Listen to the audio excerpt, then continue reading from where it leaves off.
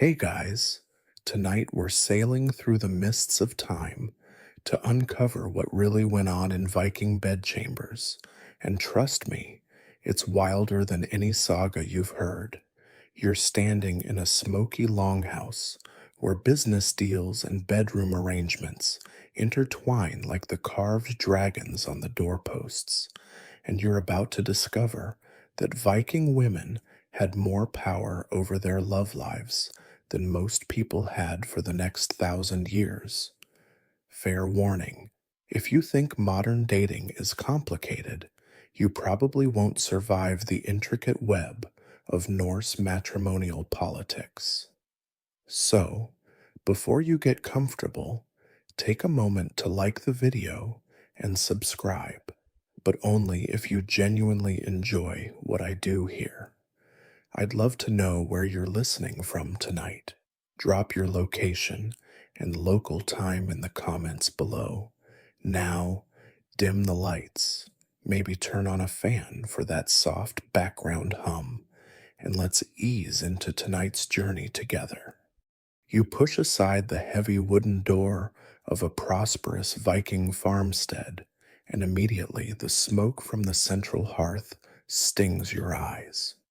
This isn't just any evening, it's the night when Thorstein the Wealthy is negotiating his daughter Astrid's marriage to young Bjorn Ironside. You settle onto a bench, trying not to stare as Thorstein's wife, Gudrun, brings out the good mead, the one made with honey from their own hives, not the watered down stuff they serve thralls. The negotiations begin, and you realize this is nothing like the romantic proposals you might expect. Thorstein is listing Astrid's dowry: 12 cows, 3 horses, a chest of silver arm rings, and her grandmother's best loom. Bjorn's father counters with the bride price, what his family will pay for the privilege of gaining such a valuable daughter-in-law. You're witnessing a merger of two small corporations, except the contract involves sharing a bed and producing heirs. What strikes you most is Astrid herself, sitting straight backed by the fire, occasionally interjecting when the men forget crucial details. She's not some passive prize being bartered away. Under Viking law, she retains ownership of her dowry throughout the marriage. If Bjorn turns out to be a disappointment, and the bar for disappointment is surprisingly low, she can demand a divorce and walk away with everything she brought, plus a portion of whatever wealth they've accumulated together. The mainstream historical fact that would shock medieval Christians is this: Viking women could divorce their husbands for reasons that seem almost comically modern.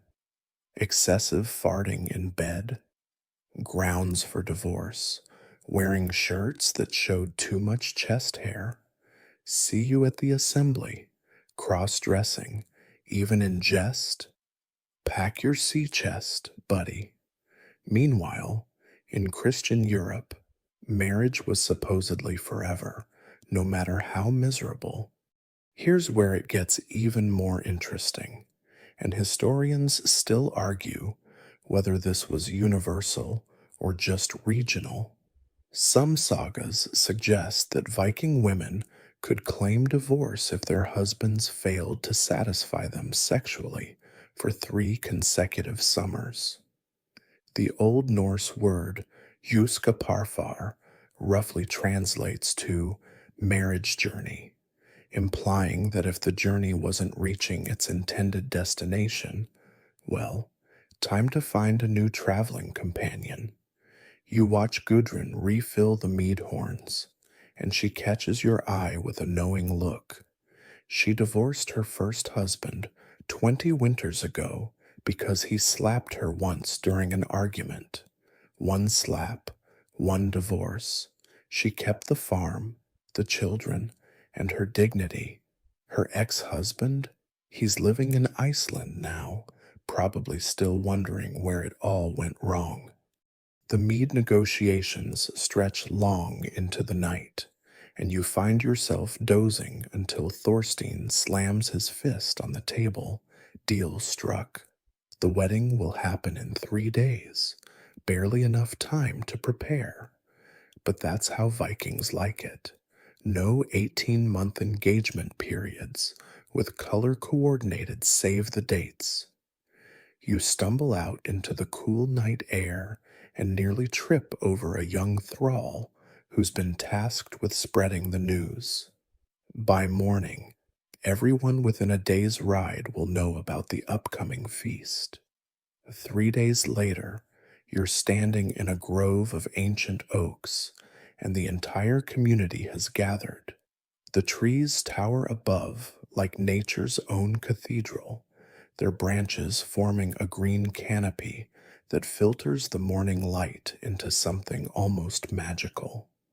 This is where Vikings prefer to wed, not in some stuffy building, but under the open sky where the gods can witness everything. You notice several older women exchanging knowing glances and whispering about whether the breeze from the east is a good omen. Spoiler alert, with Vikings, eastern breezes are always good omens for fertility. Western breezes, that's when you maybe postpone the wedding. Astrid appears, and you barely recognize her from 3 nights ago. Her hair, which married women always keep covered, flows loose down her back like a wheat field in sunlight. This is the last time she'll wear it this way in public. Tomorrow, the head coverings begin, signaling her new status as a wife. She's wearing enough jewelry to fund a modest raid on England, silver brooches, glass beads from distant lands, and arm rings that clink softly as she walks. The message is clear. This family has wealth, connections, and probably a few swords to back it up. But here's where things get properly Viking. The Gothi, that's the chieftain priest guy, who somehow combines political power with religious authority, produces a silver arm ring. Not just any arm ring, but one that's been sitting in the local temple, marinating in sacred vibes or whatever Vikings believed made things holy. Bjorn has to swear his oaths on this ring, and you lean in to hear the words. He's not promising to love, honor, and cherish. He's swearing to provide for Astrid, to give her the keys to his household, literally. Viking wives controlled the food stores, and to pay the proper morning gift after their wedding night. Ah, yes, the morning gift, the Morgan Gifu, that every Viking husband owed his wife after consummation. Think of it as a performance bonus, except it's usually land or livestock, and it becomes her personal property forever. Some historians still argue whether this was essentially purchasing virginity or acknowledging the wife's new status, but either way, Astrid's getting 3 milk cows and a really nice cloak pin tomorrow morning. The Gothi raises a hammer, not just any hammer, but a miniature version of Mjolnir, Thor's mighty weapon. He holds it over the couple's clasped hands while invoking Thor's protection and, more importantly, his legendary fertility. You suppress a giggle thinking about Marvel's Thor performing wedding blessings, but this is serious business. Thor wasn't just about smashing giants. He was the god of everyday people, fertility, and good harvests. Having Thor bless your marriage was like getting cosmic insurance for baby making. Here's the quirky tidbit that barely made it into the historical record. Some sagas mention brides sitting on a sword during part of the ceremony, symbolically claiming their husband's protection while also subtly reminding everyone that Viking women knew how to use weapons when necessary. Astrid doesn't have a sword today, but you notice she's wearing a small knife on her belt. Fashion statement, self defense, fruit cutting convenience. With Vikings, it's probably all three.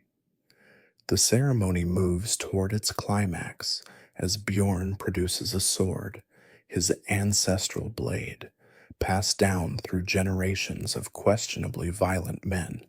He offers it to Astrid, not to keep, but to hold in trust for their future sons. She accepts it with both hands, promising to give it to their firstborn son when he comes of age. You can't help but wonder what happens if they only have daughters. But that's probably a problem for future Astrid. The grove erupts in cheers as Astrid and Bjorn complete their vows, and you're swept along with the crowd back to Thorstein's longhouse for the feast. The smell hits you first: roasted meats, fresh bread, and something sweet that makes your mouth water. That sweetness, you soon discover, is the legendary bridal mead, and it's about to become the center of your existence for the next month. You squeeze onto a bench between a trader from Birka and someone's grandmother who keeps elbowing you for more room. Serving girls weave through the crowd with pitchers, but they're not pouring the good stuff yet. First comes the regular ale, the social lubricant that helps sworn enemies sit peacefully at the same table. You notice several men who definitely tried to marry Astrid themselves, now forced to toast the happy couple through gritted teeth. Finally, Gudrun emerges carrying a special horn, carved with runes and bound with silver. This contains the bridal mead, and she presents it first to Astrid, then Bjorn. They drink together, sealing their union, and then something interesting happens. Gudrun produces a small clay jar, sealed with wax, and hands it to the couple. This is their personal supply for the next moon cycle, the honeymoon mead that gives the tradition its name. The mainstream historical fact is that Vikings literally invented the honeymoon. That word you use for post-wedding vacations? It comes from the Old Norse Junatsmanather, honey month. For one full lunar cycle, the couple was expected to drink mead daily while trying to conceive. The honey was supposed to increase fertility.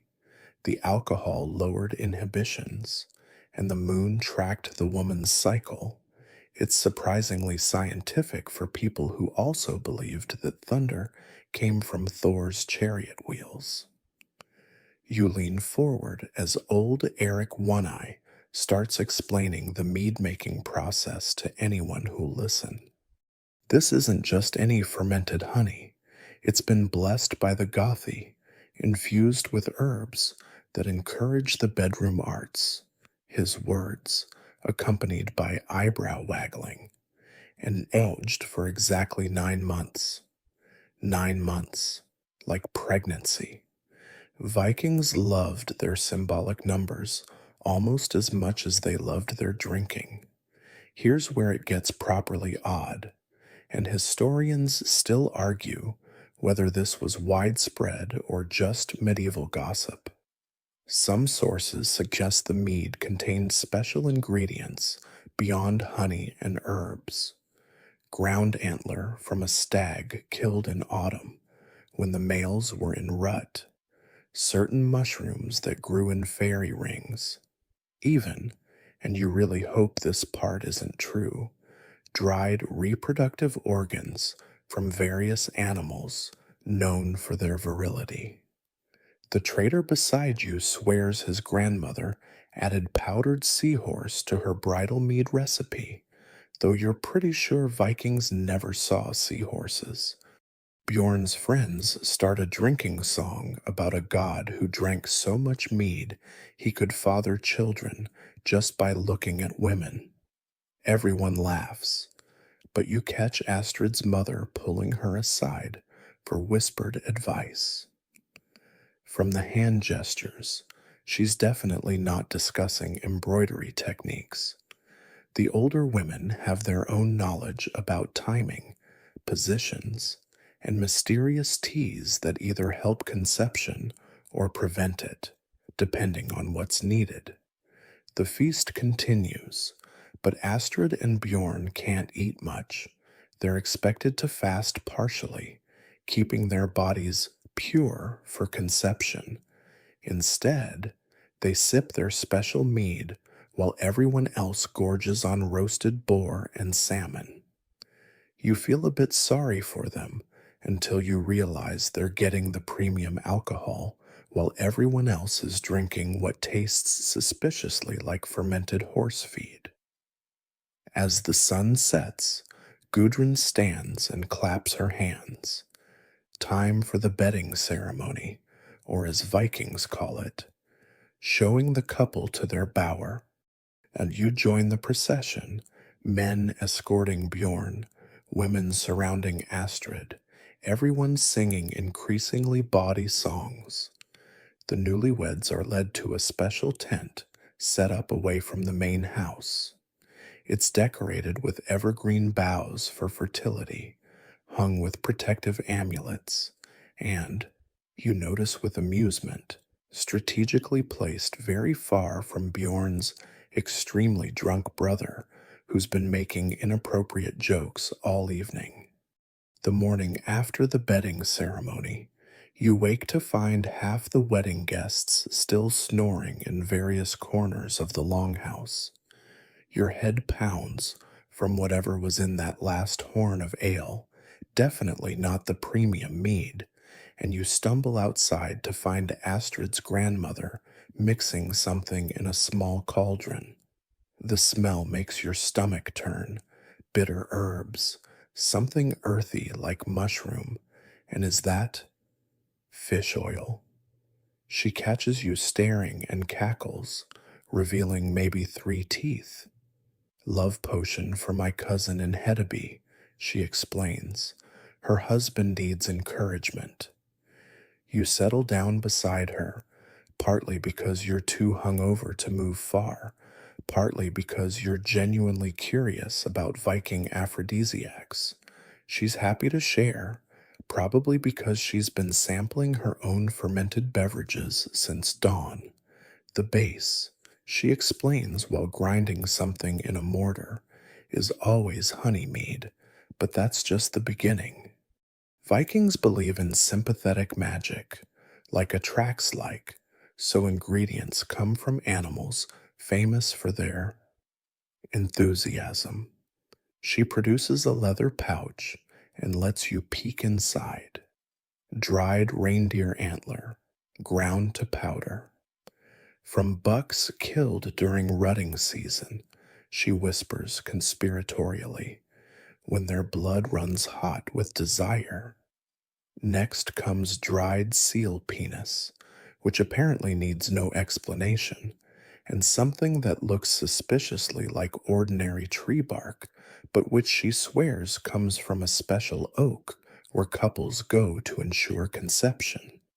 You're starting to understand why Vikings had so many children.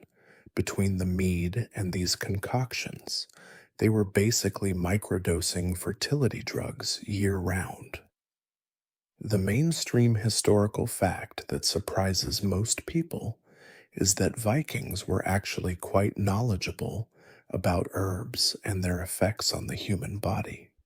Archaeological digs have found evidence of cannabis seeds at Viking sites, and sagas mention magical herbs that could inflame passion or, conversely, cool unwanted desire. They didn't have Viagra, but they had bog myrtle, which increases blood flow, and various mushrooms that might have done more than just add flavor to stew. Here's the weird part that has historians scratching their heads.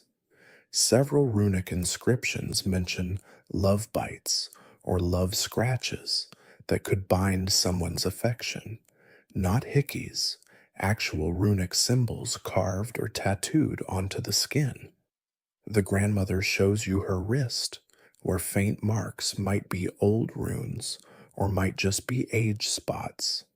She claims her late husband carved them there 60 years ago, and he never looked at another woman. You politely don't mention that he probably couldn't see other women after 60 years of her cooking. She adds a handful of what looks like regular herbs to her cauldron, but names them like ingredients in a witch's brew. Frigg's grass, probably just parsley.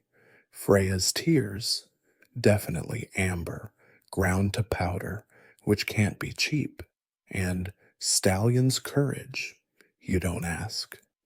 The mixture bubbles and smells like a combination of cough syrup and sweaty saddle leather. She offers you a taste. You politely decline, claiming religious obligations. A young man approaches, clearly nervous, clutching a silver coin. He mumbles something about his wedding night approaching and his worry about performance. The grandmother doesn't judge. Vikings were surprisingly frank about sexual matters.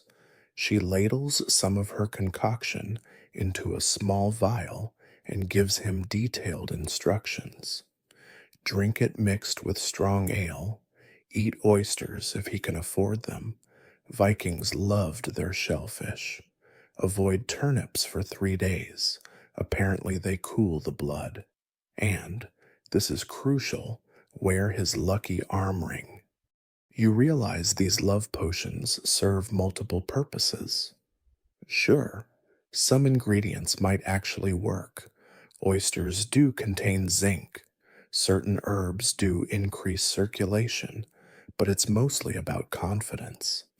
A nervous young groom who believes he's drunk a powerful love potion probably performs better than one paralyzed by anxiety. The grandmother is basically a Viking therapist with a sideline in questionable chemistry. As the sun climbs higher, more customers arrive. A middle aged woman wants something to rekindle her husband's interest after 15 years and 6 children. A warrior heading on a long voyage needs something to ensure his wife remembers him fondly. The grandmother has a potion for everyone, each with its own ridiculous ingredients and elaborate ritual. One requires dancing naked under the full moon. Another involves burying a silver coin under the threshold while chanting. You're pretty sure she's making half of this up as she goes along.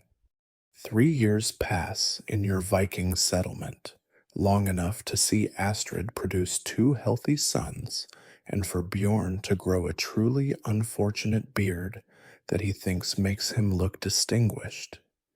You're breaking your fast one morning when shouting erupts from their longhouse. Not the violent kind of shouting that ends with someone sailing to Iceland involuntarily, but the cold, deliberate kind that makes everyone within earshot suddenly remember urgent tasks elsewhere. You creep closer, pretending to examine someone's woodpile, and catch fragments of the argument. Astrid's voice rings clear. 3 times, Bjorn, 3 times you've worn that shirt with the neckline down to your navel like some kind of Swedish merchant. There's a crash, probably a thrown bowl, and Bjorn's defensive mumbling about how it's fashionable in Uppsala. You bite your knuckle to keep from laughing. This might actually be happening. You might be about to witness a Viking divorce over a fashion choice. The next morning, Astrid appears at the local assembly, wearing her finest clothes and enough silver to outfit a small raid. Viking divorces don't happen in private. They're public affairs requiring witnesses. She stands before the law speaker and declares, loud enough for everyone to hear, I divorce Bjorn Ironside for persistent unmanliness in his dress. The crowd murmurs, some sympathetic, others clearly thinking about their own questionable wardrobe choices. Here's the mainstream historical fact that would make medieval Christians choke on their communion wine. Viking women didn't need anyone's permission to divorce. No church tribunal, no proving adultery or impotence, no lengthy legal battles. If Astrid wanted out, she simply had to declare it before witnesses and state her reason. The reasons could be shockingly trivial by medieval standards: bad breath, poor hygiene, excessive farting, hitting her even once, failing to provide properly, or yes, dressing in ways deemed inappropriately feminine. Bjorn arrives late, still wearing the offending shirt, either from defiance or stupidity, you're not sure which. He tries to argue, pointing out that he's provided well, fathered strong sons, never raised a hand to her. The law speaker looks bored. None of that matters if Astrid says she's done. The law is clear, and it favors the person who wants out.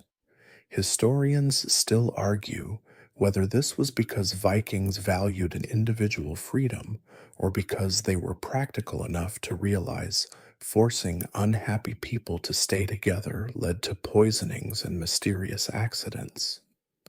The property division happens with surprising efficiency. Astrid keeps her morning gift. Those 3 cows have multiplied nicely. Her dowry, and half of everything they've acquired during marriage.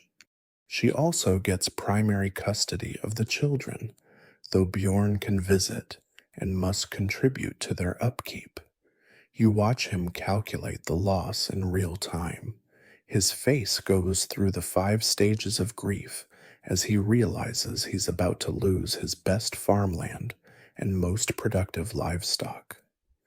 But here's the quirky detail that barely made it into the sagas.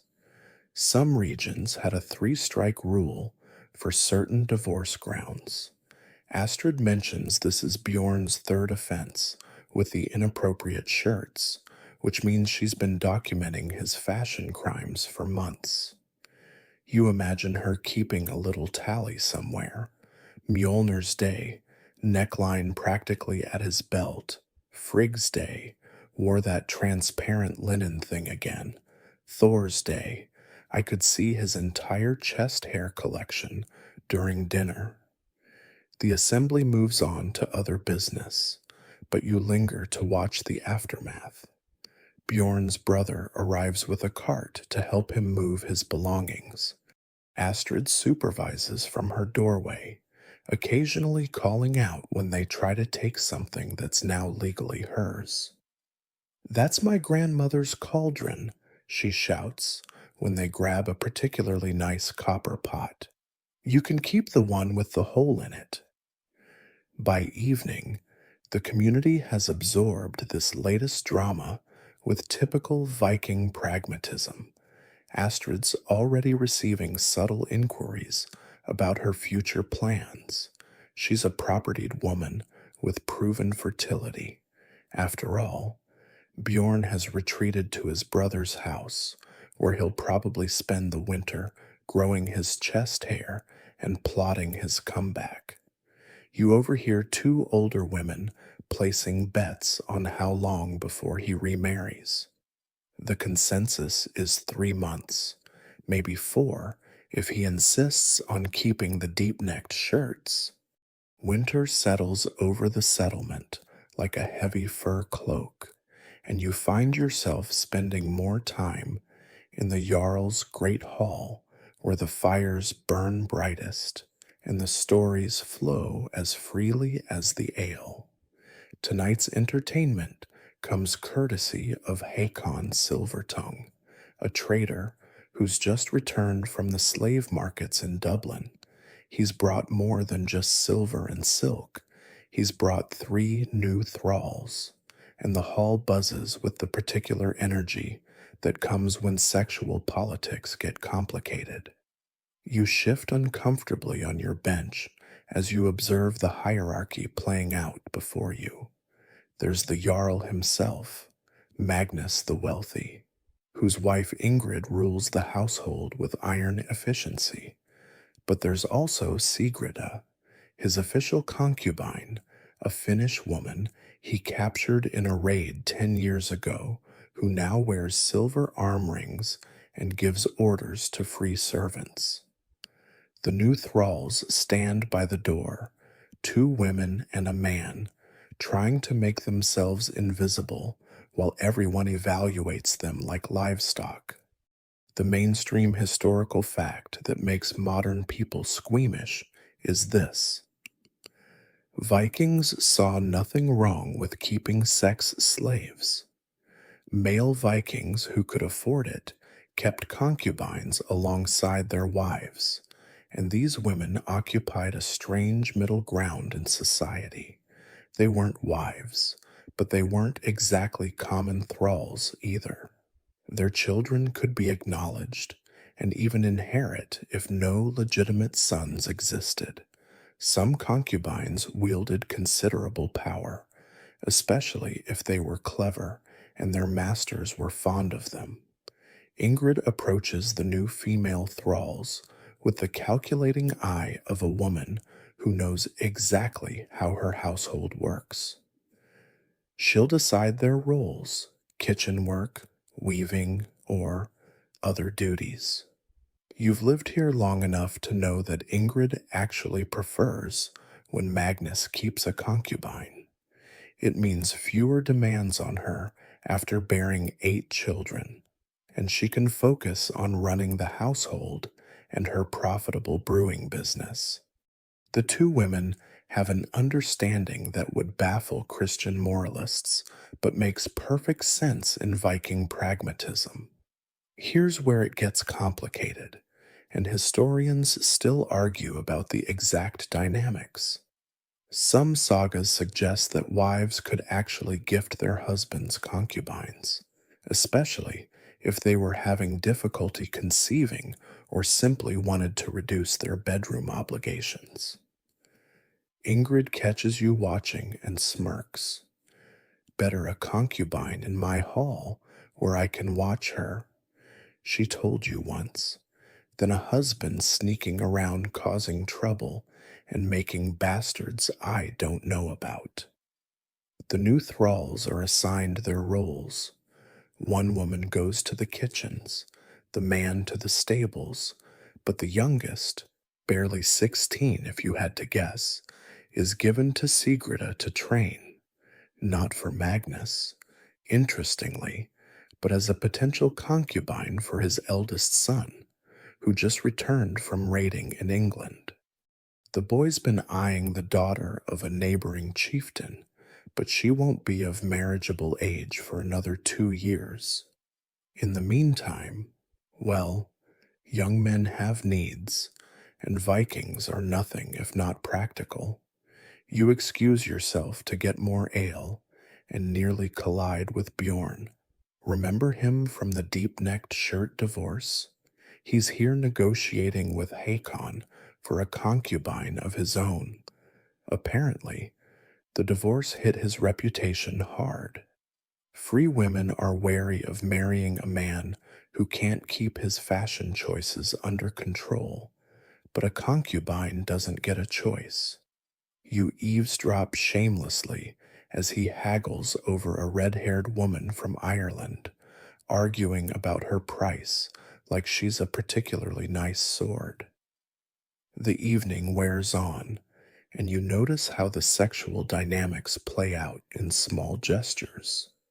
Sigrida serves Magnus his mead before Ingrid, a privilege that marks her status. The Irish thrall woman keeps her eyes down, but you catch her watching everything, learning the hierarchies she'll need to navigate. One of Magnus's younger sons makes a crude joke about breaking in, the new slaves, and his mother slaps him hard enough to rattle his teeth.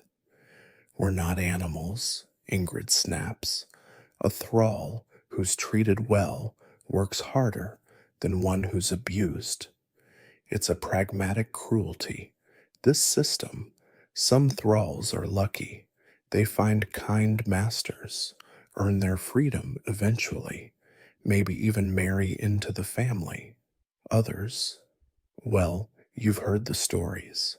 The law offers thralls minimal protection. Killing your own thrall brings a fine, but it's less than you'd pay for killing someone's cow.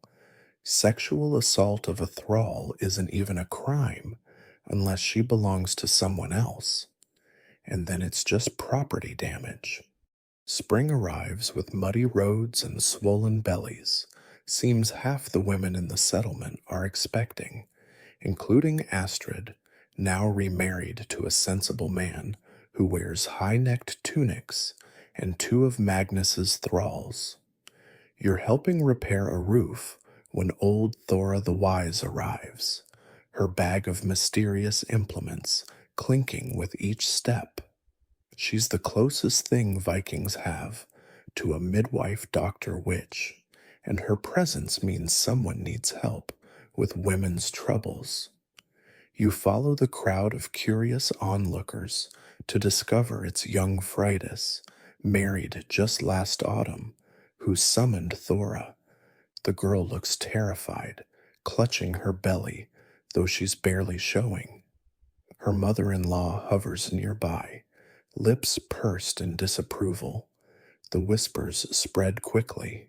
Freydis wants to know if she's carrying a boy or girl, and more controversially, she's been asking about the herbs that bring on delayed blood. Thora examines Freydis inside, while everyone pretends to go about their business within convenient eavesdropping distance. You position yourself near the smoke hole, ostensibly checking the thatch, but really listening to the consultation inside. Thora's voice carries. She's explaining the needle test, where a needle hanging from thread over the belly supposedly swings differently for boys versus girls. Though, she adds loudly enough for the mother-in-law to hear, the gods laugh at our attempts to know their plans. The mainstream historical fact is that Viking women had significant knowledge about pregnancy, childbirth, and yes, abortion. Archaeological evidence shows they had access to herbs like pennyroyal, tansy, and juniper, all known abortifacients. The sagas mention women who knew how to release an unwanted burden, though Christian scribes later tried to scrub these references. Vikings were pragmatic about family planning. Too many mouths to feed meant starvation for everyone. What emerges from the house is a negotiated compromise.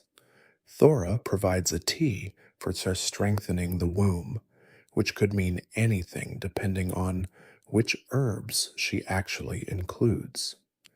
She also performs a cider ritual, the shamanistic practice usually associated with the god Odin, but often practiced by women.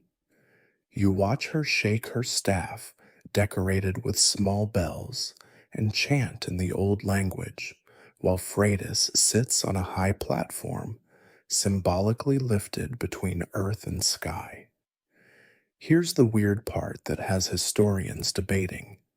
Some saga references suggest Viking women would sit on certain sacred stones or visit specific graves to either encourage or discourage pregnancy.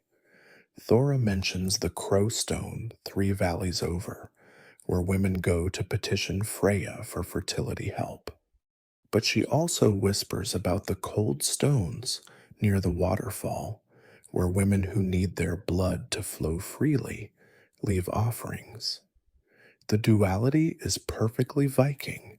The same goddess who brings fertility also knows when it's not the right time. You're distracted by commotion from the Jarl's hall. Sigrida, the Finnish concubine, is pregnant again, and this time Magnus has publicly acknowledged the child to be as his. This matters enormously. Acknowledged children could inherit, while unacknowledged bastards got nothing. Ingrid seems unbothered, probably because she's already secured her own son's inheritances. But Magnus's brother looks murderous. Every acknowledged bastard dilutes his own children's potential claims. The pregnancy politics get more complex when you learn that two of the pregnant thralls belong to Magnus's sons, not Magnus himself. One son wants to acknowledge his coming child, the other refuses. Their mother, practical Ingrid, mediates with typical Viking efficiency. Acknowledged children of thralls become free, but get smaller inheritance portions. Unacknowledged children remain slaves, but might earn freedom through service. It's coldly calculated, but it prevents the kind of succession wars that tear other settlements apart. Thora finishes her ministrations and collects her payment, a silver arm ring and a promise of first pick from Freydis's future weaving. As she passes you, she pauses and says cryptically, "The gods give us knowledge of herbs for all purposes. Wise women know when to help life arrive and when to help it wait for a better season." You nod as if you understand, though you're mainly thinking about how Viking women navigated reproductive choices in a world without reliable birth control or modern medicine. That evening, you overhear two elder women discussing their own childbearing years. One mentions losing 6 babies before successfully bearing 3 who survived to adulthood. The other talks matter-of-factly about the time she encouraged her blood after her husband died and his brother tried to claim her through forced marriage. The casual way they discuss these life and death decisions reminds you that Viking women were survivors above all, making hard choices with the tools available to them. The autumn winds carry gossip faster than longships, and this season's scandal involves Eric the Skald, whose love poetry has just gotten him outlawed from Norway.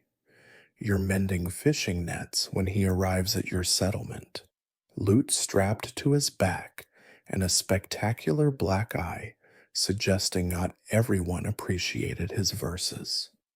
Within hours, everyone knows the story. Eric composed 93 progressively explicit verses about the Norwegian queen's imaginary sexual preferences, and King Harold took exception. You join the crowd gathering in the mead hall, where Eric, ever the performer, is already turning his exile into entertainment. "She had eyes like fjords at dawn," he begins, strumming dramatically, "and I merely speculated what other parts might resemble geographical features." The hall erupts in laughter, though you notice the married women exchanging knowing looks. They've all been subjects of someone's terrible poetry at some point. The mainstream historical fact that surprises modern audiences is how many Viking sagas revolve around love affairs gone wrong. The saga of Gunnlaug's Serpent Tongue is basically a medieval rom-com with more stabbing. Cormac's saga reads like a Norse version of a Taylor Swift album, Boy Meets Girl, Boy Loses Girl, to sensible marriage arrangement. Boy spends rest of life composing increasingly bitter poetry about it. These weren't side plots, they were the main events that shaped political alliances and started blood feuds lasting generations. Eric settles into telling the tale of Helga the Fair-Faced, Iceland's most infamous heartbreaker, who had three of Iceland's best poets composing verses about her simultaneously. The competition got so heated that the Althing, Iceland's parliament, had to create specific laws about competitive love poetry. Apparently, comparing a woman's breasts to perfect whale Rhode Islands was acceptable, but suggesting specific activities involving those islands could get you sued for defamation. Here's where it gets properly bonkers, and historians still argue about whether this was romantic or just Viking toxic masculinity, the concept of mansangar, obsessive love poetry that could literally drive men mad.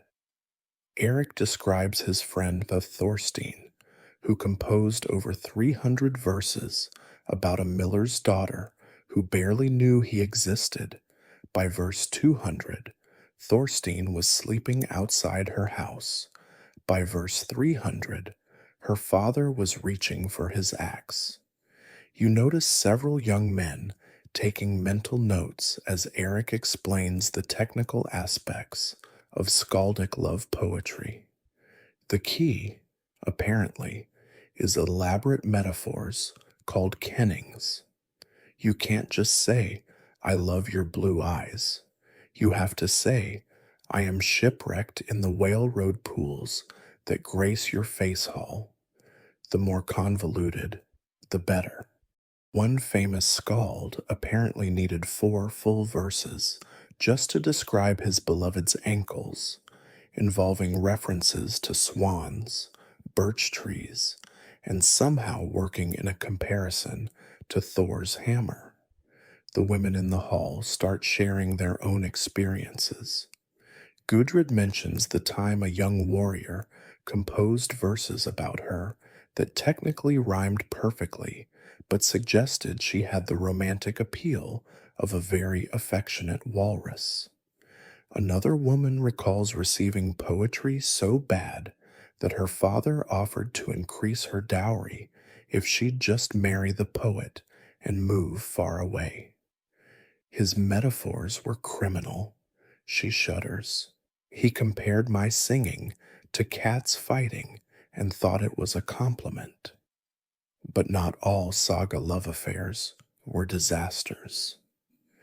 Eric tells of Hallgerd Longlegs and Gunnar of Hlidrendi, whose passionate marriage survived multiple attempts by her ex-lovers to break them apart through competitive poetry slams.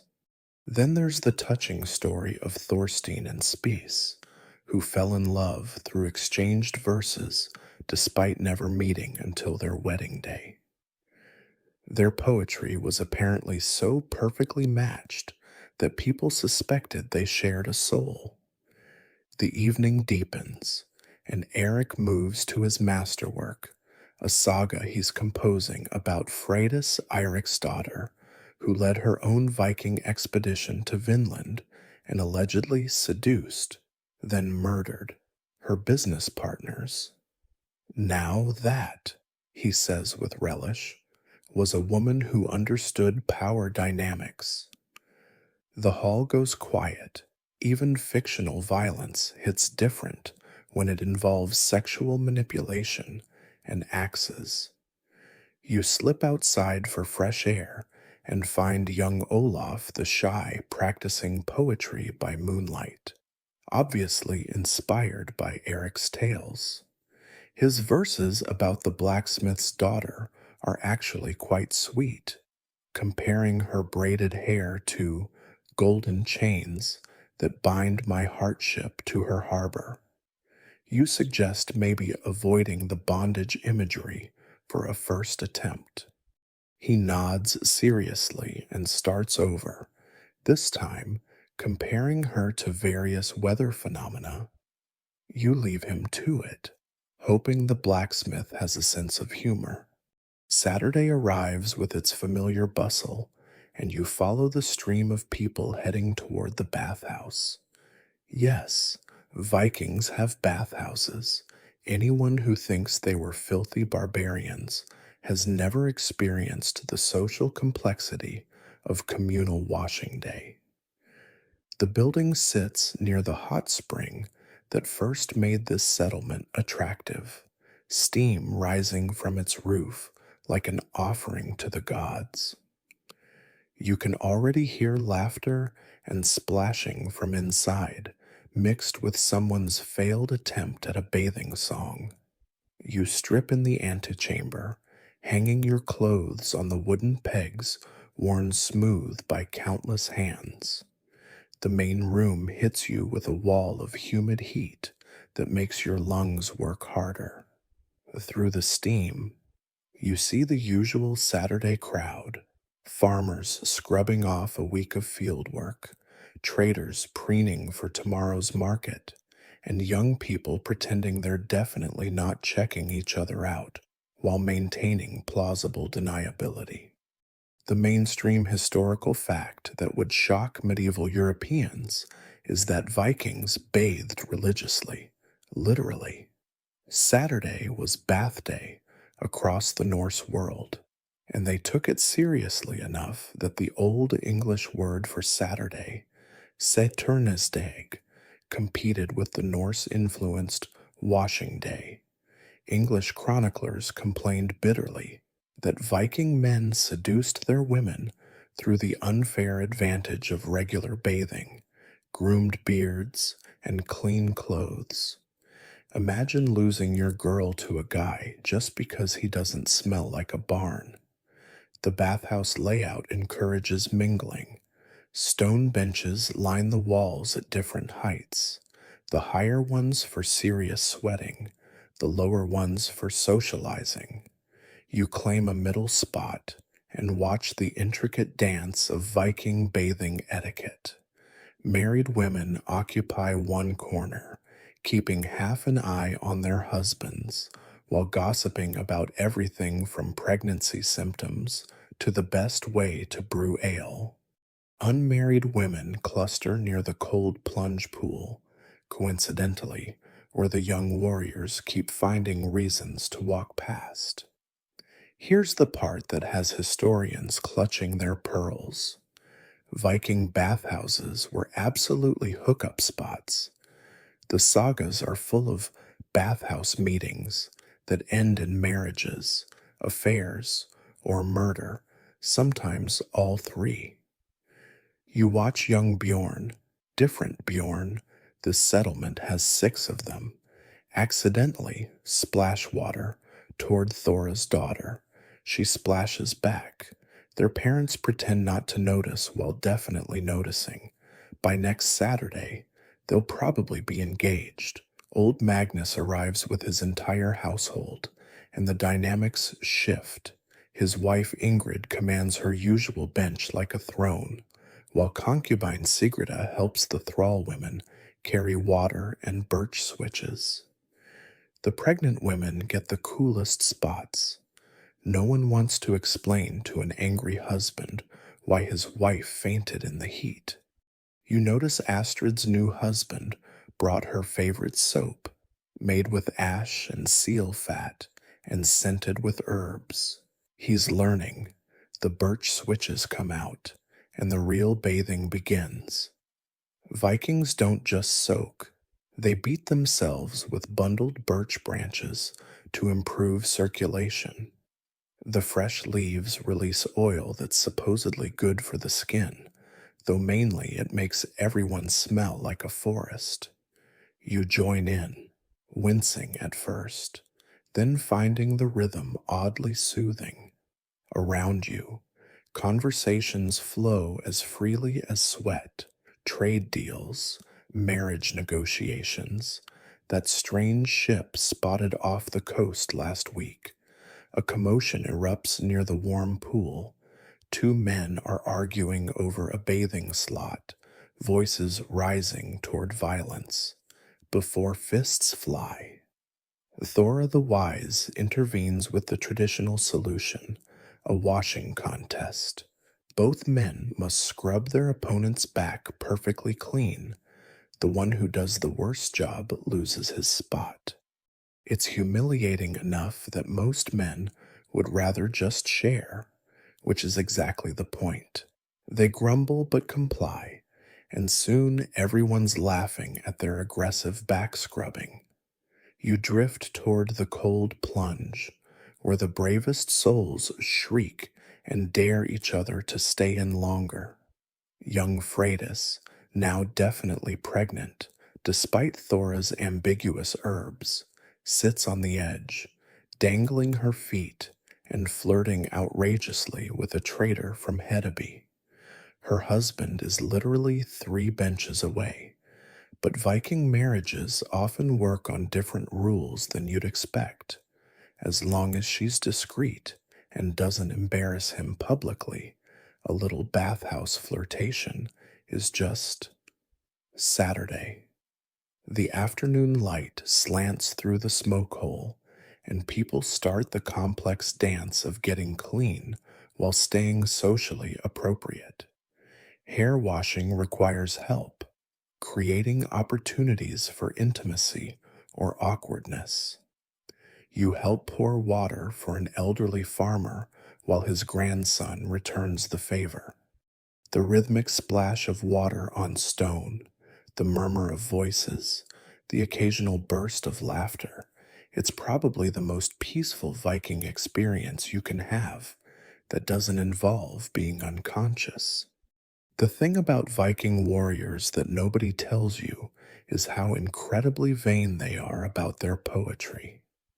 You're watching Ragnar Redbeard pace outside the blacksmith's shop, muttering to himself and counting on his fingers, not battle strategies or raid plans, but syllables. He's been trying to compose a love poem for Astrid's sister for 3 days now, and his metaphors have gone from questionable to possibly insulting to entire species of animals. Listen to this. He corners you, desperate for an audience. Your hair flows like. He pauses, thinking hard. Like the blood of my enemies, across fresh snow. Your expression must say everything, because he immediately deflates. Too violent? You nod. He's a man who once headbutted a bear to establish dominance. But the prospect of romantic verse has reduced him to an anxious mess. The mainstream historical fact that shatters every Hollywood Viking stereotype is this. The most feared Norse warriors spent enormous amounts of time on poetry, not just listening to it, composing it, memorizing it, competing in elaborate verse battles. A Viking who couldn't appreciate good kenning construction was considered barely civilized. Imagine Conan the Barbarian losing sleep over whether his iambic pentameter properly captured his beloved's eyebrows. Inside the smithy, Ulf is crafting something delicate, a bronze brooch shaped like a tiny ship. Love gift, he explains, pumping the bellows. Young Harold commissioned it, spent an hour describing exactly how the sail should curve to represent the wind of his longing. Even the blacksmith can't keep a straight face at that one. The brooch is beautiful, though, with tiny oars that actually move and a microscopic crew that might be rowing toward someone's heart. Here's where Viking culture gets wonderfully contradictory, and historians still argue about how to interpret it. The same men who blood-eagled their enemies wrote tender verses about missing their wives' bread making skills, not their beauty, not their bodies, their ability to make decent flatbread. Ragnar himself once composed 40 stanzas about his late wife's talent for organizing storage chests. It was considered deeply moving. Vikings had different emotional priorities. You wander toward the mead hall where a practice session for tomorrow's poetry contest is underway.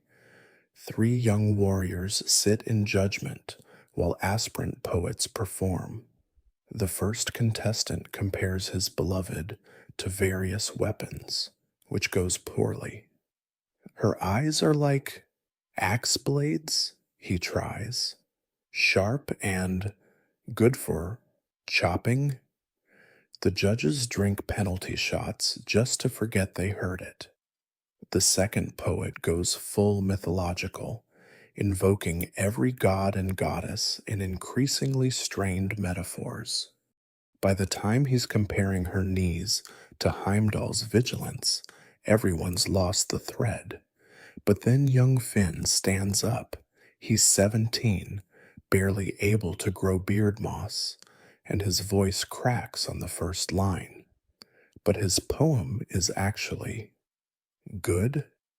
He describes meeting a girl at last summer's market, how she laughed when his cartwheel broke, how she helped him fix it while making fun of his knot tying. No blood, no gods, no tortured metaphors, just a boy talking about a girl who made him feel foolish and wonderful simultaneously. Even the judges look touched. The practice breaks up when someone announces that Thorbjorn Silvertongue has arrived from Iceland. He's a professional poet, a real court skald, who's performed for actual kings. The young men flutter around him like excited ravens, begging for advice. He settles onto a bench, accepts a horn of mead, and starts dispensing wisdom. Never rhyme desire with fire. It's been done to death. Avoid comparing breasts to anything spherical. We've all heard it. And for the love of Odin, stop describing women as various types of alcohol. They're people, not mead variations. Ragnar approaches Thorbjorn with his latest attempt, written on a piece of bark in careful runes. The skald reads it, his expression cycling through surprise, confusion, and what might be physical pain. You've compared her to a ship, he says slowly, but specifically a ship that's difficult to steer and requires constant maintenance. Ragnar nods enthusiastically, missing the point entirely. Because relationships take work, he explains.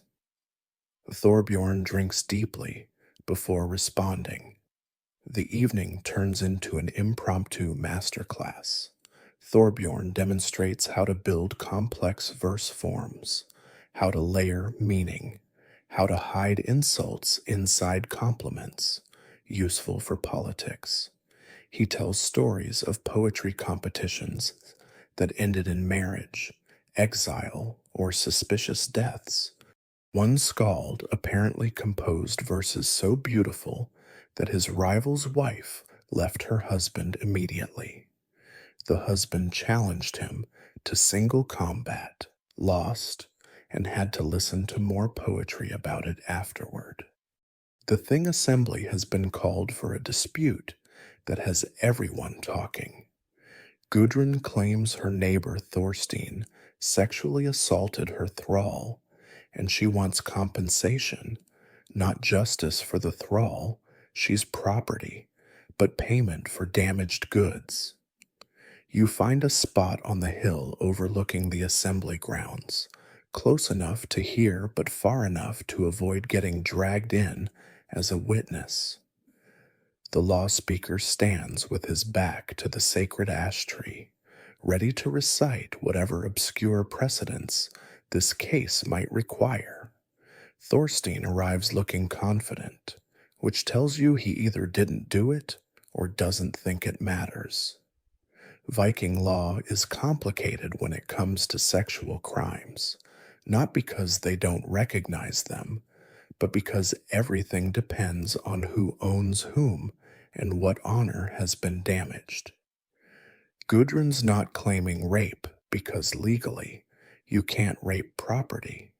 She's claiming property damage with a very specific subsection about reducing the value of female thralls through unauthorized use. The mainstream historical fact that makes modern legal scholars dizzy is that Vikings had incredibly detailed laws about sexual conduct, consent, and compensation. The Gragas, Iceland's medieval law code, devotes whole sections to who can touch whom and what it costs if you do it wrong. Touch a free woman's breast? That's 12 ounces of silver. Her thigh? Full outlawry. But a thrall? That's between you and her owner, assuming the owner cares enough to make a fuss. Gudrun presents her case with the cold efficiency of someone who knows the law better than most. Her thrall, Inga, stands silent.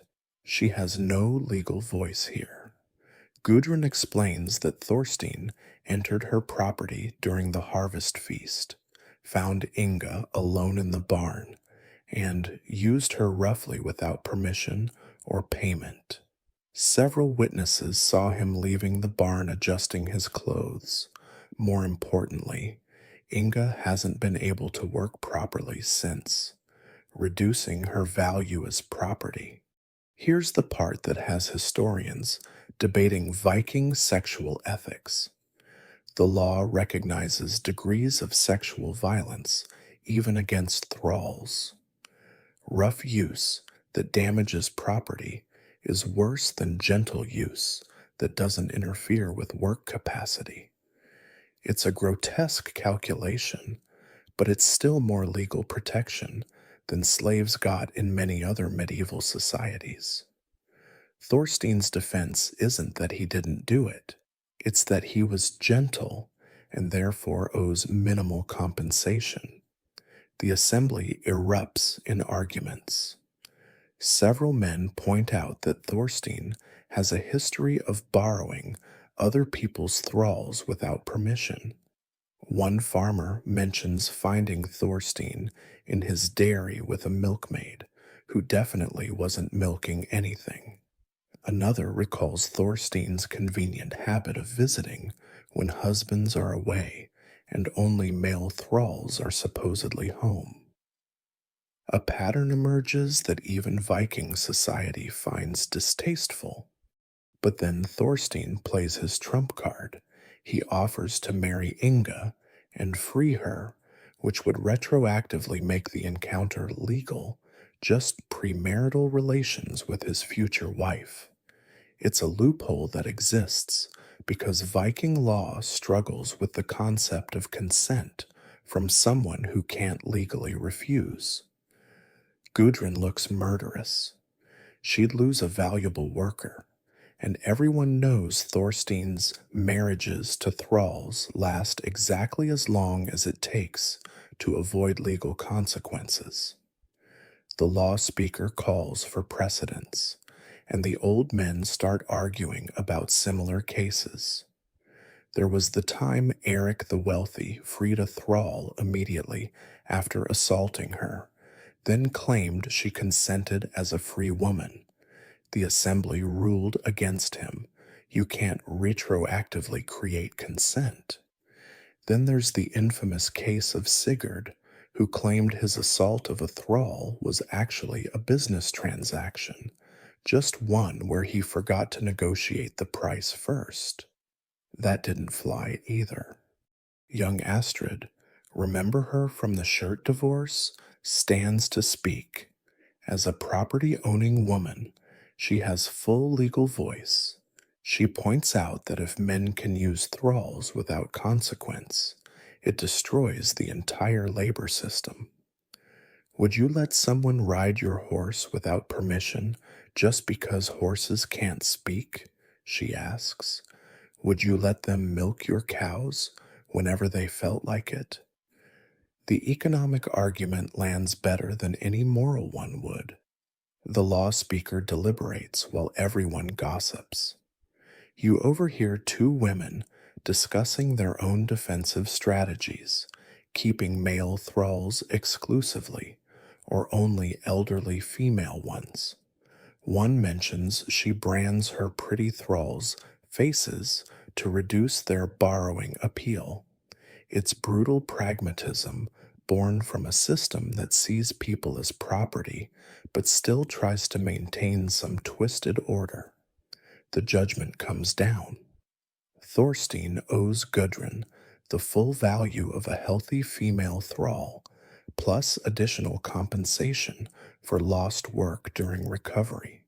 If he can't pay, he faces 3 years outlawry, no marriage loophole, no reduced penalty for gentleness. He storms off, probably to find someone to raid so he can pay the fine. Gudrun looks satisfied. She'll buy 2 new thralls with the compensation. Inga remains silent, her fate unchanged except for ownership papers that might shuffle around. The Spring Fertility Festival arrives with all the subtlety of a Viking raid, which is to say, none at all. You're awakened before dawn by the sound of drums and what might be either religious chanting or very drunk singing.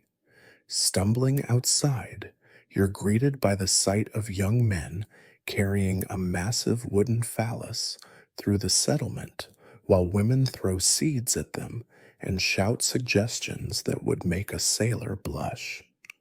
Welcome to Disablot, where Vikings honor the goddesses of fertility by essentially turning the entire village into one giant reproductive metaphor. The procession winds toward the sacred grove, where a statue of Freyr stands proud, and when I say proud, I mean the god of fertility is depicted exactly how you'd expect, with proportions that defy both anatomy and physics. Someone has dressed him in a flower crown for the occasion, which adds an oddly wholesome touch to the otherwise explicit sculpture. The Gothi leads the ceremony, trying to maintain religious dignity while holding a ceremonial staff that's fooling absolutely nobody about what it represents. The mainstream historical fact that Christian missionaries desperately tried to suppress is that Norse fertility religions were explicit by design. Archaeological digs turn up endless amulets shaped like penises and vulvas, worn as casually as modern people wear crosses. The Uppsala temple in Sweden reportedly had statues of the gods with their genitals prominently displayed, and Adam of Bremen's clutched pearl descriptions suggest religious ceremonies that were part worship, part sex education, and part community bonding.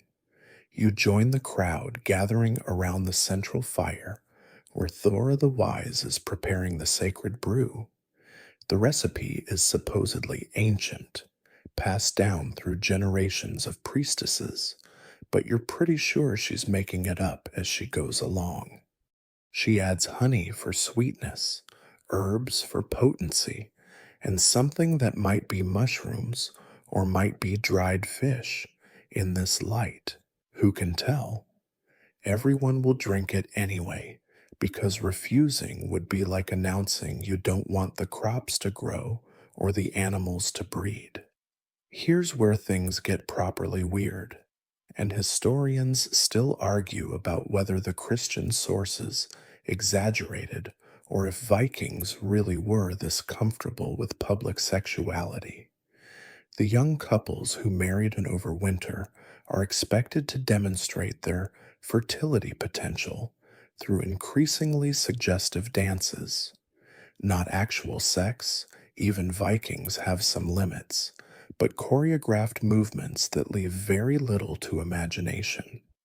One couple performs enthusiastically while their parents cheer them on, which adds a layer of awkwardness that transcends centuries. The festival splits into gendered activities. Men compete in fertility contests that mostly involve drinking, boasting about their virility, and trying to throw spears through progressively smaller rings. The symbolism isn't subtle. Women gather for mysteries that men are strictly forbidden from witnessing, though the laughter and occasional shrieks suggest they're having more fun than the spear throwers. You try to peek once and get chased away by grandmothers wielding switches. Old Eric tells stories of the grand fertility festivals at Uppsala, where 9 males of every species were sacrificed over 9 days, including humans, though he's vague about whether he saw this personally or heard it from a friend of a friend. The trees in the sacred grove were supposedly hung with so many corpses that branches broke. But the harvest the next year, he says meaningfully, best anyone had seen. The implication that death and sex are connected in Viking theology makes everyone drink a little faster. As night falls, the real festivities begin. Couples disappear into the woods for private worship, which everyone pretends is deeply religious rather than opportunistic. The unmarried young people dance around the fire, partnerships forming and reforming as the night wears on and inhibitions dissolve. You watch young Ragnar, the poet from yesterday, finally approach Astrid's sister with a bouquet of wildflowers and what appears to be a non-violent poem. She actually smiles. The fertility gods work in mysterious ways. The Gothi performs the final ritual, blessing the fields with a mixture of seed grain and what he claims is stallion semen, but you suspect is actually just more mead. Everyone cheers as he flings it across the assembled crowd, ducking too late to avoid being splattered with symbolic fertility. The message is clear. The gods have been honored, the land has been blessed, and if the harvest fails, it's definitely not because anyone skimped on the religious observances. You stumble home as dawn breaks, covered in mystery substances, slightly drunk on sacred brew, and confident that you've participated in something either deeply meaningful or completely ridiculous, possibly both. Behind you, die-hard celebrants are still dancing, determined to squeeze every drop of fertility from the festival. The Vikings may not have understood the science of agriculture, but they certainly understood the power of community celebration mixed with liberal amounts of alcohol and socially sanctioned horniness. The trading season brings ships from every corner of the Viking world, and with them come stories that challenge everything you thought you knew about Norse relationships. You're helping unload cargo when Astrid the far-traveled arrives, not your local Astrid, but a merchant who spent the last decade trading from Iceland to Constantinople. She brings silk, spices, and scandalous tales of Viking love affairs that crossed cultural boundaries in ways that would make conservative jarls choke on their mead. Over dinner in the Jarl's Hall, Astrid tells of her time in the Ruslands, where Swedish Vikings have been settling for generations. You haven't seen cultural confusion, she says, gesturing with a chicken leg, until you've watched a Norse warrior try to negotiate a Byzantine marriage contract. Einar the Bold spent 3 days arguing about dowry terms before someone explained he was actually negotiating with the bride's hairdresser, not her father. And the hall erupts in laughter, but you notice the thoughtful looks. Everyone's calculating new trade possibilities. The mainstream historical fact that Norse nationalists hate acknowledging is how eagerly Vikings intermarried with every culture they encountered. DNA studies of Iceland show Celtic maternal lineage so strong that historians now believe most Viking settlers took Irish and Scottish wives, some willing, many not. The romantic image of pure Norse bloodlines is fantasy. Vikings were history's most enthusiastic genetic mixers, viewing foreign marriages as perfectly sensible ways to secure trade routes and political alliances. Astrid continues with the tale of Sigrid the Ambitious, who married 3 different men from 3 different cultures over her lifetime: a Norse raider, a Slavic prince, and finally a Moorish merchant in Cordoba. Each marriage, Astrid explains, expanded her trading network. By the end, she was moving goods from Greenland to Baghdad without leaving her counting house in Burka. The men look impressed by the business acumen, the women by the logistics of managing husbands who couldn't even speak to each other. Here's where it gets complicated enough to give genealogists nightmares. Viking men often maintained families in multiple ports, not just casual relationships, full households with wives who knew about each other and corresponded about business matters. Astrid mentions meeting 2 of her late father's harbor wives, one in Dublin and one in Novgorod, who'd been sending each other birthday gifts for 20 years. The children from these unions created trading networks that spanned continents. Young Harold raises his hand like a curious student. But what about differences in the bedroom? The hall goes quiet. Everyone's suddenly interested in their drinks. Astrid grins wickedly. Oh, you mean how Byzantine women expected poetry and flowers, while Norse women wanted their men to bathe occasionally and not die in stupid raids. She launches into a story about a Viking who tried to impress his Greek wife with traditional Norse foreplay, showing her his battle scars and listing his enemies. She responded by teaching him to read so he could appreciate proper love letters. The cultural exchanges went both directions.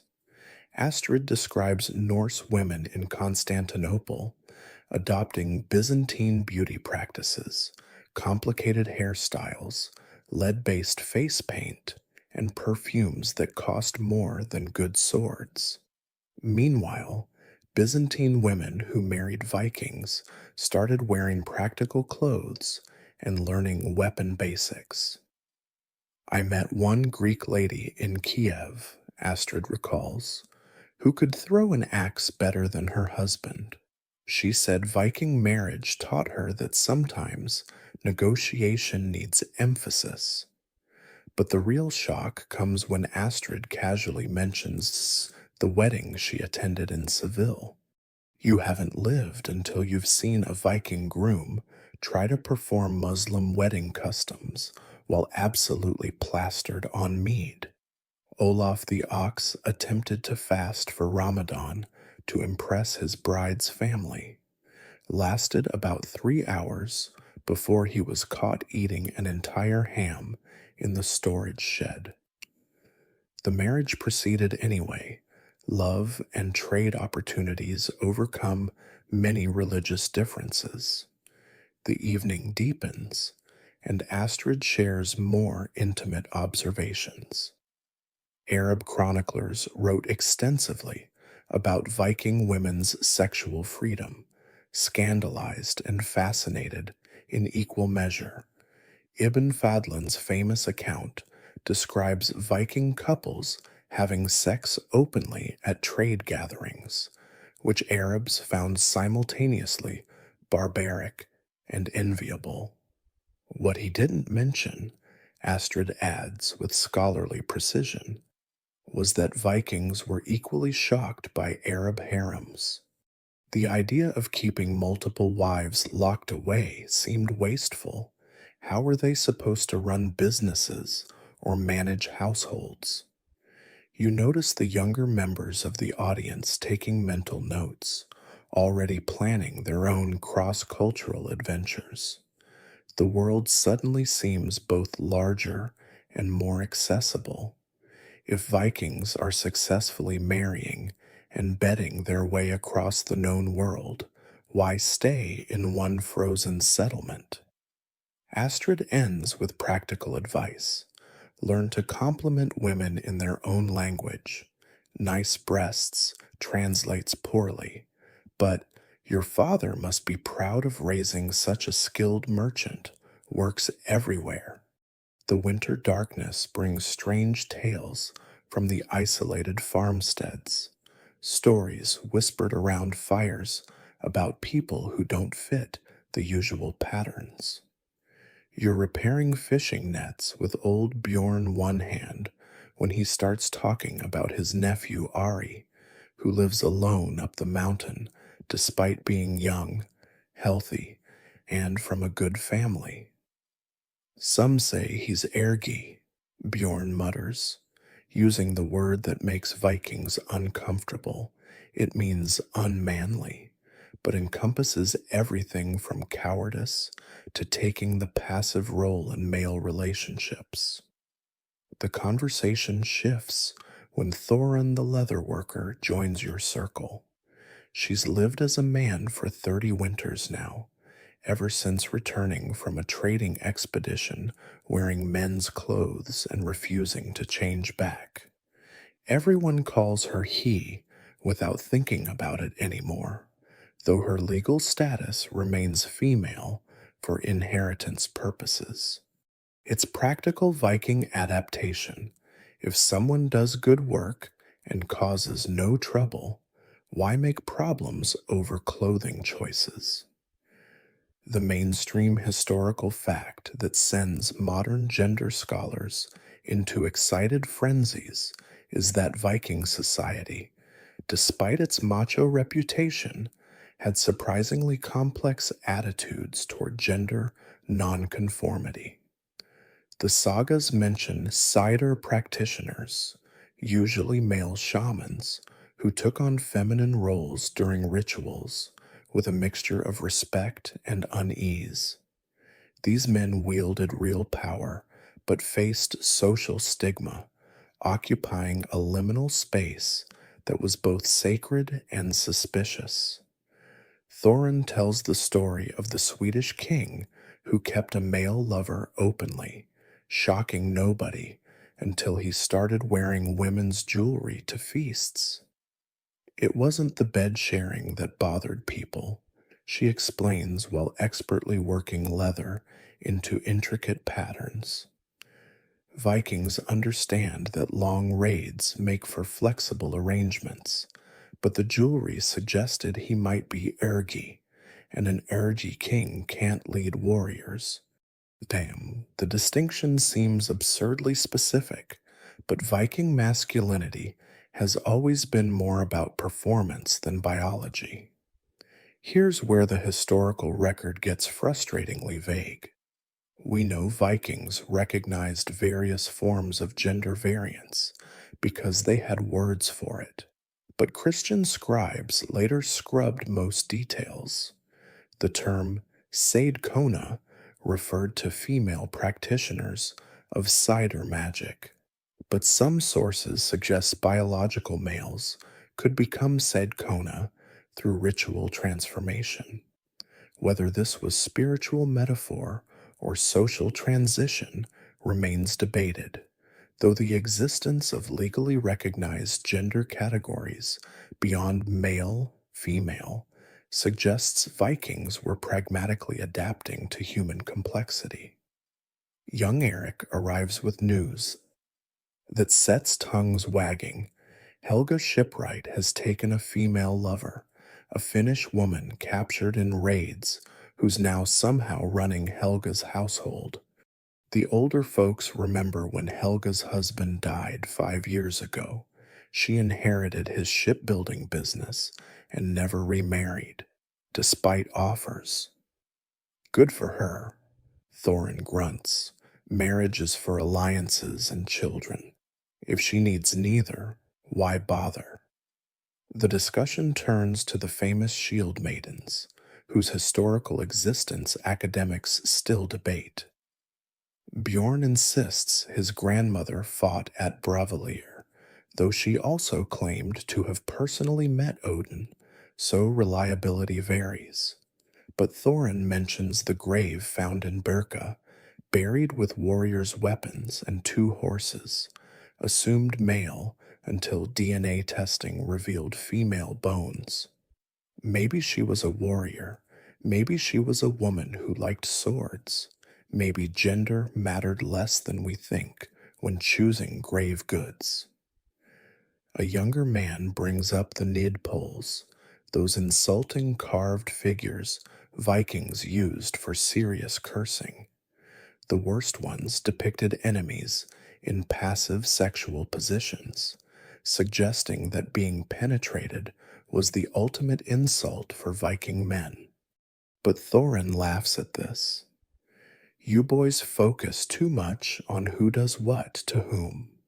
I've known fierce warriors who preferred men's company and delicate poets who fathered 12 children. The gods made us complicated. The conversation grows more philosophical as the fire burns lower. Vikings believe in shape-shifting gods who change gender at will. Loki famously gave birth to Sleipnir after transforming into a mare. Odin himself practices cider, traditionally women's magic. If the gods themselves transcend gender boundaries, why should mortals be more rigid? It's theology that would make Christian missionaries weep, but it offers surprising flexibility for those who need it. Late in the evening, Ari himself appears at the edge of firelight, bringing dried fish to trade. He's tall, bearded, competent, nothing obviously ergy about him except his preference for solitude and men's company. Bjorn greets his nephew warmly enough, the earlier gossip forgotten in the face of family bonds. Viking society, harsh in judgment, quick to forgive, endlessly practical about human nature. You walk home thinking about the evening's revelations. Viking culture demands performance of gender roles. Men must be willing to fight. Women must be willing to manage households, but seems surprisingly flexible about private arrangements. As long as you fulfill your social obligations, what you do with your genitals concerns mainly your partners and possibly your inheritance lawyers. It's a worldview both more rigid and more accommodating than the Christian model replacing it, offering freedom through carefully maintained boundaries rather than absolute categories. The summer you've spent among Vikings draws toward its close, and you find yourself at one final wedding feast, though this one carries the bittersweet weight of endings. Young Finn, the poet who made everyone cry with his simple verses about the cartwheel girl, is marrying her at last. The entire settlement has gathered, and you can't help but notice how many of the couples you've observed are here. Astrid with her high-necked husband, various Bjorns with their various partners, even old Magnus and Ingrid, still negotiating the complex dynamics of their 40-year marriage. The feast sprawls across the meadow, tables groaning under the weight of food and memory. You accept a horn of mead, the good stuff, imported from Denmark, and let the stories wash over you one last time. Thorstein is explaining to anyone who'll listen how his new wife's morning gift includes trading rights in Iceland. Gudrun's thrall Inga, now freed and married to a blacksmith, serves bread she baked herself as a free woman. The threads of all these lives weave together into something that feels almost like understanding. As night deepens, the older folks share wisdom with the newlyweds, not the usual crude jokes about wedding nights, but real advice worn smooth by experience. Marriage is like sailing, says one grandmother who's outlived 3 husbands. Sometimes you row together, sometimes you bail water while they steer, sometimes you throw them overboard and sail home alone. The point is knowing which situation you're in. Everyone laughs, but there's truth sharp as axe blades in her words. The mainstream historical fact that strikes you most. Sitting here among people you've come to know is how the Viking Age ended. Not with some great battle, but with gradual transformation. These fierce pagans, with their flexible morals and pragmatic approach to love, slowly became Christian farmers with Christian marriages. The transition took centuries and happened at different speeds across the Norse world, but eventually, the old ways faded like smoke from a dying fire. What remains are fragments in language, in place names, in the stubborn independence of Scandinavian women that echoes their Viking grandmothers. Finn stands to recite his wedding poem, and this time his voice doesn't crack. He's learned from the skalds, but kept his own simple style. He tells of building their house together, log by log, how her hands are stronger than they look, how she hums while she works. No gods or heroes, just 2 people choosing each other despite everything the world might throw at them. His bride, Sigrid is her name, watches him with eyes that promise she chose well. The poem ends with their plans to sail west, to try their luck in the new lands beyond the sea.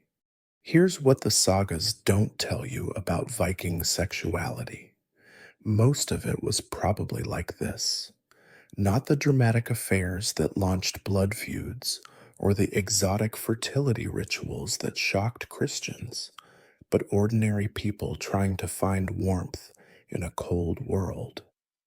Yes, they had different rules, more divorce, more slavery, more casual violence, but at heart, they wanted what everyone wants. Someone to share the mead with when it's good. Someone to help bail when the boat leaks. Someone who makes the long winters bearable. The night grows soft around the edges, helped by superior mead and inferior poetry. Not everyone can be a skald.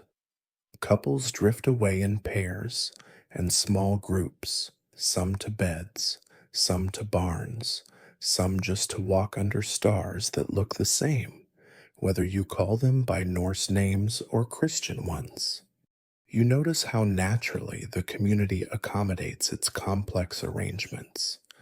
Legal wives, concubines, thralls working toward freedom, widows managing their own affairs, and yes, Thorin and others who found their own ways to be. An old man, you never caught his name, starts the last song of the night. It's about Ragnarok, the end of everything, but sung slow and sweet like a lullaby. The gods will die, the world will burn, but afterward, green shoots will grow from the ashes. A new world, cleaner and brighter, where surviving gods and humans will start again. Maybe that's what's happening to Viking culture itself, dying as one thing to be reborn as another, carrying forward what matters and leaving behind what doesn't. You slip away as the song ends, walking through the settlement one last time, past the bathhouse where so many marriages were negotiated in steam and sweat, past the grove where Thor's hammer blessed unions that Christianity would call unholy, past the harbor where ships wait to carry Vikings to new lands and new loves, spreading their practical approach to human nature across half the world. The mead makes your eyelids heavy as you settle into your sleeping furs, and the voices from the feast fade into gentle murmurs like waves against a distant shore. You've traveled through a year of Viking life, seen their loves and losses, their brutal practicality and surprising tenderness. These weren't the savage raiders of popular imagination or the noble warriors of romantic saga.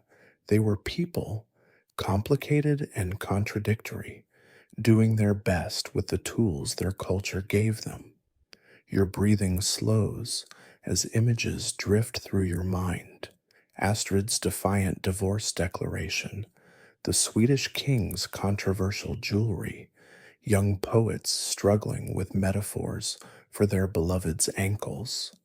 The Vikings loved and lost, schemed and dreamed, built families in busterns that would seem alien to their descendants, but made perfect sense in their world of long voyages and uncertain futures. They were awful by modern standards in many ways. The slavery, the violence, the casual cruelty, but also startlingly progressive in others, granting women freedoms that wouldn't return to Europe for centuries. Tomorrow, you'll wake in your own time, your own bed, your own complex world of love and relationships. But tonight, let the last echoes of the wedding feast carry you into dreams. Dream of longships sailing into sunset, their crews arguing about poetry. Dream of bathhouses full of steam and gossip, where kingdoms rose and fell between rinses. Dream of Thor's hammer blessing unions that no modern government would recognize, but that lasted lifetimes anyway. The Vikings have sailed into history, but their humanity, messy, violent, tender, practical, remains as close as your own heartbeat. Sleep now, and may your dreams be filled with mead-sweet words and the distant sound of skalds singing love into being.